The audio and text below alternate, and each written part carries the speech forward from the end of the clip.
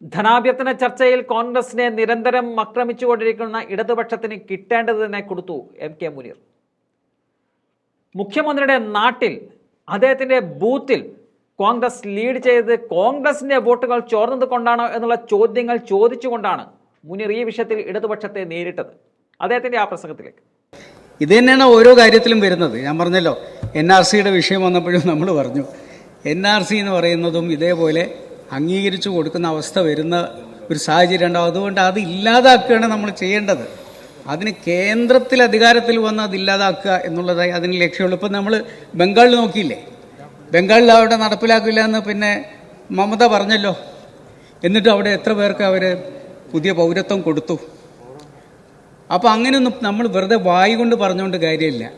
അത് എങ്ങനെ യാഥാർത്ഥ്യമാക്കാൻ പറ്റുമെന്നുള്ളതാണ് നമുക്ക് പരിശോധിക്കേണ്ടത്. ഇവിടെ അടിയന്തരാവസ്ഥയുടെ കാര്യം പറയണ്ടേ. അടിയന്തരാവസ്ഥ എന്ന കറുത്ത കാലഘട്ടത്തെക്കുറിച്ച് പറഞ്ഞു.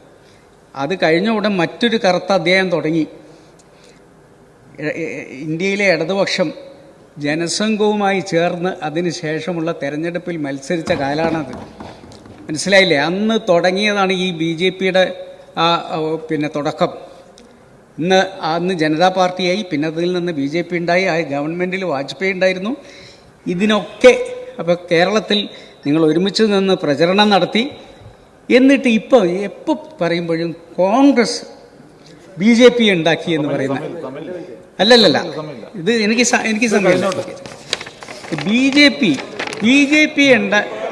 BJPയും കോൺഗ്രസും ഒറ്റക്കെട്ടാണെന്ന് പറയുന്നത്. ഞാൻ ചോദിക്കട്ടെ, ഫൈസാബാദ് എന്ന് പറയുന്ന ഒരു നിയോജക മണ്ഡലമുണ്ട് ഉത്തർപ്രദേശിൽ. ഫൈസാബാദ് എന്ന് പറയുന്ന നിയോജക മണ്ഡലം നിങ്ങൾക്കറിയാലോ, അവിടെ ഏറ്റവും വലിയ പ്രശ്നം ഉണ്ടായിരുന്ന സ്ഥലമല്ലേ. ആ സ്ഥലത്ത്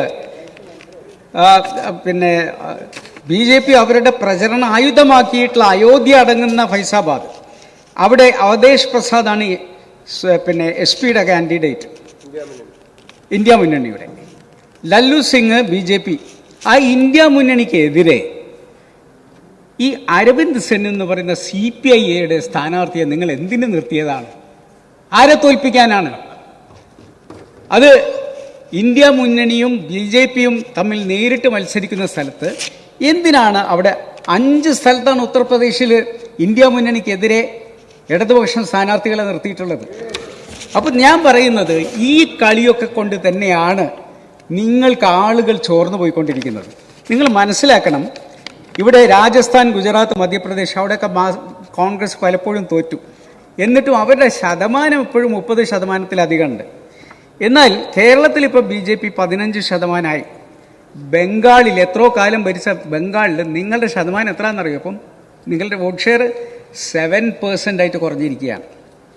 ത്രിപുരയിൽ ഇവർ വരുന്നതിന് മുമ്പ് നിങ്ങൾക്ക് 42% ഉള്ള സ്ഥലത്ത് നിങ്ങൾ 17% കുറഞ്ഞിരിക്കുകയാണ്. സർ, കോൺഗ്രസിൽ നിന്നും BJPയിലെ ആൾ പോകുന്നെന്ന് പറയും. ചിലപ്പം 1-2 വ്യക്തികൾ പോകും. പക്ഷേ മുഴുവൻ അണികളും വോട്ടർമാരും പാർട്ടി ഓഫീസും അടക്കം പോകുന്ന ഏതെങ്കിലും പാർട്ടി ഉണ്ടെങ്കിൽ അത് ഇന്ത്യയിൽ മാർക്സിസ്റ്റ് കമ്മ്യൂണിസ്റ്റ് പാർട്ടിയാണ്. പക്ഷെ പാർട്ടി ഓഫീസ് അടക്കം പോവാണ്. പക്ഷേ ഇവിടെ നിങ്ങൾ നമ്മളെപ്പറ്റി കോൺഗ്രസ് വോട്ട് അങ്ങോട്ട് മറിച്ചു ഇങ്ങോട്ട് മറിച്ചു എന്ന് പറയുമ്പോൾ നിങ്ങൾ യാഥാർത്ഥ്യം മനസ്സിലാക്കണം സർ. നിങ്ങളുടെ വോട്ട് ചോർന്നുകൊണ്ടിരിക്കുകയാണ്. നിങ്ങളുടെ പ്രധാനപ്പെട്ട നിങ്ങളുടെ പാർട്ടി കേന്ദ്രങ്ങളിൽ എങ്ങനെ വരുന്നു എന്നുള്ളതിനെക്കുറിച്ച് നിങ്ങൾ ആലോചിക്കണം സർ. അതുകൊണ്ട് ഞാൻ ഒരു മിനിറ്റ് കൂടി പറയണം സർ. സർ, അത് ഇപ്പോൾ മുഖ്യമന്ത്രിയുടെ മുഖ്യമന്ത്രിയുടെ ബൂത്തിൽ ഇരട്ടിയായല്ലോ BJPയുടെ വോട്ട്. മുഖ്യമന്ത്രിയുടെ വോട്ടിൽ കോൺഗ്രസിൻ്റെ വോട്ടാണ് മാറുന്നത്. മുഖ്യമന്ത്രിയുടെ സ്വന്തം ബൂത്തിൽ 50 വോട്ടുണ്ടായിരുന്നത് ഇപ്പം 100 വോട്ടായിട്ട് ഉയർന്നിട്ടുണ്ടെങ്കിൽ ഇരട്ടിയായിരിക്കണം BJP വോട്ട്. അവിടെ കുറഞ്ഞിരിക്കുന്നത് CPM-ന്റെ വോട്ടാണ്. അപ്പോൾ ഇത് തന്നെയാണ് നിങ്ങൾ പല സമയത്തും എടുത്തിട്ടുള്ള നിലപാടുകളുണ്ടല്ലോ.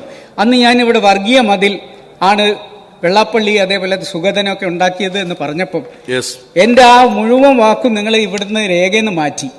പക്ഷെ ഇപ്പം മനസ്സിലായില്ലേ, ഏറ്റവും കൂടുതൽ വർഗീയ സംസാരിക്കുന്നത് ഈ ആളുകളാണ്. അവരെ വെച്ച് കളിച്ചതിൻ്റെ ദുരന്തമാണ് നിങ്ങളിപ്പോൾ അനുഭവിച്ചുകൊണ്ടിരിക്കുന്നത്.